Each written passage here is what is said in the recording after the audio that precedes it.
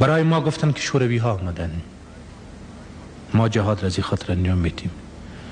شوروی فردا برای جنگ ختم است. شوروی را از اینجا رخصت ساختیم.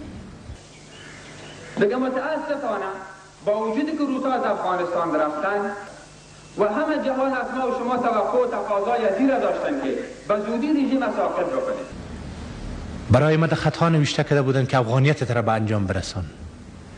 باز ما قول افغانی خود برای تو میتیم. ما افغانیت خود به انجام رسانیدم. کجا شد قول افغانی از اینها؟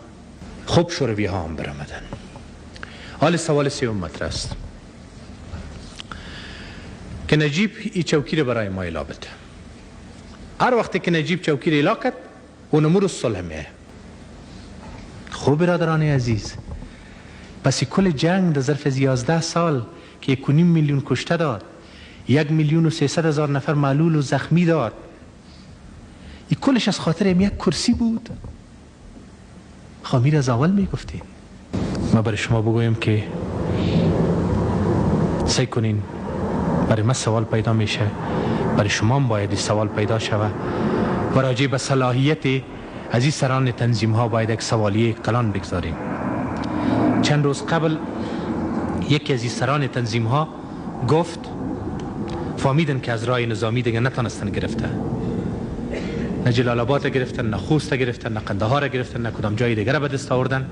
با کمال تأسف بعد از شکست مجاهدین در جلال آباد و بعض نقاط دیگر، رویه حاکم شده بود که گویا مجاهدین موفق نخواهد شدن که نجیب از طریق اقدام نظامی سقوط بتن و از قدرت دور بسازن. در روی این مفکوره آرام آرام حالتی به وجود آمد که کشورهای همسایه که حامی جهاد ما بودن به نحوی با نجیب ارتباطاتی را برقرار کردن. حال دیگه دست دراز کردن. به طرف کی؟ به طرف شوروی ها. از شوروی ها یکی از سران تنظیم ها تقاضا میکنه. گفت که از ضرورت هایتان، نیازمندی هایی که شما دارین ما را قبول داریم. شما شاید در اخبار شنیده باشید که از نجیب بخوای که چوکی را اعلام بکنه و برای ما قدرت را تسلیم کن. در والا قضاوت را به شما میسپارم. با ما مذاکره نمیکنن، میگه این دست نشانده شوروی است. با ما مذاکره نمیکنن، میگه این طرفدار شوروی است. ولی از خود از اونها دست دراز میکنن، گدایی میکنن، قدرت میخواین، میگه ما را به کرسی بشن به جای نجیب.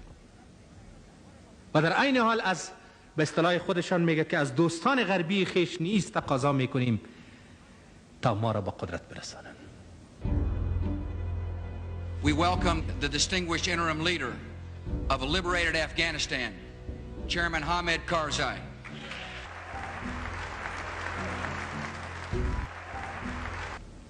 این حال قضاوت را برای شما میسپاریم.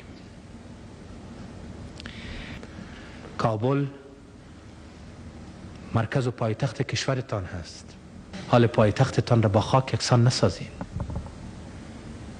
و مردم عزیز زیر پایتان به قتل و قتال و به کشتارهای بیرحمانه و پر از قساوت نابود نکنین.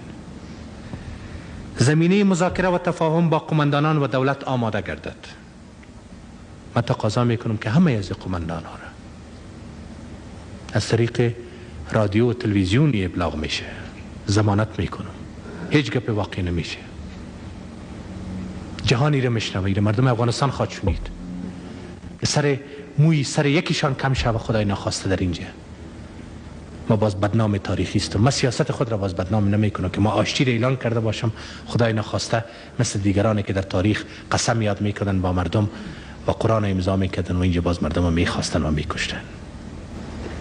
با تضمین و ضمانت با احترام اینجا بیان در مفاهمه و مذاکره مهم نیست که حتما به نتایج برسیم. ما برای تسلیمی هم نمیخوایم نشان. سلام نمیگم که بر زمین بگذاریم. باعث یک نیروی طرف مقابل ما میایه که ما مساوی میشینن صحبت میکنن. نه خدای نخواسته باعث برای که وزرزاری کرده اومده باشه در اینجا. و سر مسائل وطنی و مردمی خود صحبت میکنیم که چه مسئولیت های بزرگ و عظیم تاریخی در این دوران اساس و تاریخی و دشوار و مصیبت بار و پر از غم و اندوه برای مردم افغانستان بر عهده ما گذاشته شده است.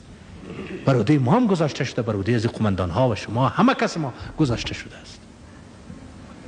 ضمانت بکنین برایشان و بگوین که شما صحبت بکنن، از طریق شما بیاین مستقیما امینجا در همین مجلس میگن، جای دیگر میگن، یک شوروا را پخته میکنیم، زانو به زانو میشینیم و صحبت میکنیم که راه حل پیدا بکنیم.